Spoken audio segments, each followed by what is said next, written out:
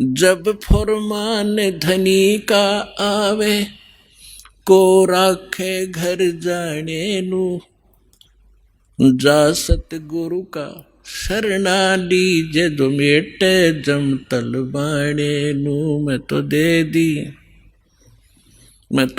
दी है बालम याने नू, मैं तो दे दी है बालम याने। अब क्या बताया है गरीबदास साहिब जी ने कि जिस समय आपके प्रारब्ध में, आपके किस्मतानुसार जब आपकी मृत्यु आगी और यम के दूत आपको लेने आएंगे, तो कोई नहीं रोक सकता उसको। मासा घटे न तिल बधे, विद ना लिखे जो लेख। तो कैसे, अब यहां क्या बताना चाहते हैं कि यदि आपकी मृत्यु का समय आ गया, और चाहे आप 30 वर्ष, 40 वर्ष, 50 वर्ष के हो, 10 वर्ष के हो, 2 वर्ष के हो, 4 वर्ष के हो, तो आपकी मृत्यु होगी ही होगी। फिर क्या बताते हैं कि जा सतगुरु का शरणा लीजिए, जो मिटे जम तलबाने नू। तलबाना माने जैसे सम्मन आते हैं कोर्ट से, और उस उच्च कोर्ट से या राष्ट्रपति से उसका सटे मिल जाता है, तो वो सम्मन वापस हो जाते हैं। तो यहां क्या बताना चाहते हैं कि जब फुरमान धनी का आया, आदेश आ गया, यहां जो विधाता ने विधान बना रखा है, तो को रखे घर जाने नो, और जा सतगुरु का शरणा लीजिए, मिट जम तलबाने नो।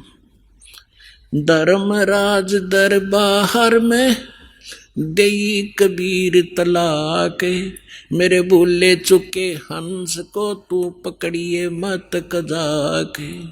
बोले पुरुष कबीर से धर्मराज कर जोड़े, तुमरे हंस को पकड़ो नहीं मुझे 2 ही लाख करोड़े। फिर क्या बताते हैं, धर्मराज ने फिर विनती की, प्रभु हे परमेश्वर, यहाँ का एक विधान है इस हमारे लोक का कि जैसा कर्म जिसने किया है वो दोनों भोगने पड़ेंगे, पुण्य भी और पाप भी। तो वो तो मैंने दंड देना पड़ेगा, उसका कोई समाधान बताओ। तो क्या बताते हैं कि कर्मों से तीरथ हैं वो अब जो जपे कबीरे, उनको तो पकड़ना पड़ेगा और जड़नी पड़े जंजीरे।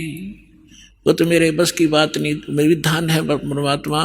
तब परमात्मा कबीर जी ने कहा कि कर्म भरम ब्रह्मंड के, मैं पल में कर होने से, जिन हमारी 2 ही दी सो करो हमारे पेशे।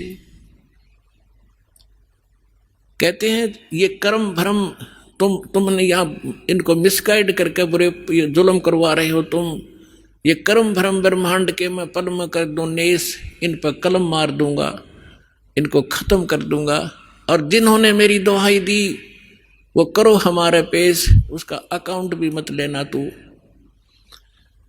तो ये ज्ञानदास सुनाता ही रहता है, परमात्मा की अमरवाणी है, कोई डूम बाट के गीत नहीं, उस सच्चे परमेश्वर का बताया हुआ सच्चा विधान है, और ये ज्यों का त्यों है। परमात्मा ने कहा कि जो ये कह दे मेरे पास, तेरे पास आके मैं उस परमेश्वर कबीर जी का भक्त हूं, उसका अकाउंट भी मत लेना। जो मेरा सत्य साधक हो और किसी गलती से वो तुम ले भी आए हो तो मेरे पास भेज देना, करो हमारे पेश। एक भक्त बता रहा था जी, मैं सपने में रात को सो रहा था और 2 बैंकर से आए और मुझे कहने लगे कि चल तू। मैं उठ कर चल पड़ा उनके साथ साथ, और जब पहुंच गए ना, एक बड़ी सी बिल्डिंग दिखाई दी थी। उसके निकट जाकर मैंने पूछा भी कहाँ ले जा रहे हो तुम मुझे? वो कहने लगे हम तुझे धर्मराज के पास ले जाएंगे और वहाँ तेरा लेखा जोखा होगा, फिर उसके बाद आगे जैसे आदेश होगा तेरा आगे फिर हम उसके बाद बताएंगे। तो कहने लगा तुम यम के दूत हो? हाँ, कहाँ यम के दूत हैं। तो उसको बात याद आ गई कि हमने ज्ञान में सुना है, गुरुजी बताते हैं परमात्मा कबीर जी के भक्त को और यम के दूत नहीं पकड़ सकते। तो मैं उनके साथ झगड़न लग गया गुट्टम गुट्टा कि तुम मुझे नहीं ले जा सकते, छोड़ो। तो काफ़ी देर मेरा उनका झगड़ा हुआ तो मैंने बताया कि मैं कबीर परमेश्वर की भक्ति करता हूँ, सच्चे सतगुरु की शरण में हूँ, तुम कैसे ले जा सकते हो? और नहीं तो पूछ लो तुम्हारे उस जिसके पास मुझे ले जा रहे हो। तो उन्होंने देखा कि बड़ा दृढ़ता से बोल रहा है। उसने कहा, एक ने कहा कि तू यहाँ खड़ा रहे, मैं पता करके आता हूँ। कहते वो अंदर गया, उसने मुझे आवाज सुनाई दे।